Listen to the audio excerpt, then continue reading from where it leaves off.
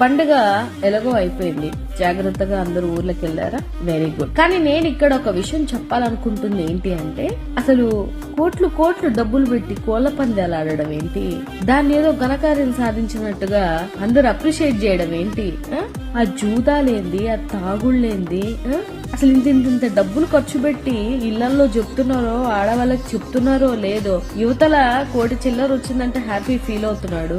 ఒక 10-15 నిమిషాలలో కోటి రూపాయలు పోగొట్టాడంటే అవతల వాళ్ళ ఇంట్లో పరిస్థితులు ఏంటి, అసలు ఏంటి, ఏం జరుగుతుంది? ఎప్పుడూ లేని విధంగా పోలీస్ డిపార్ట్మెంట్ అంతా కామ్ గా ఎలాగుంది, రాజకీయ నాయకులు దగ్గరుండి కోల పందాలకు గాని లేకపోతే జూదాలకు గాని మందులు తాగి పోలీస్ డిపార్ట్మెంట్ ముందే, ఆ పోలీస్ స్టేషన్ల ముందు నగ్నంగా పడిపోతున్నారు జనాలు. ఆ వీడియోలు, ఆ ఫోటోలు చూస్తుంటే భలే మంచి ప్రభుత్వం, హ్యాట్స్ ఆఫ్.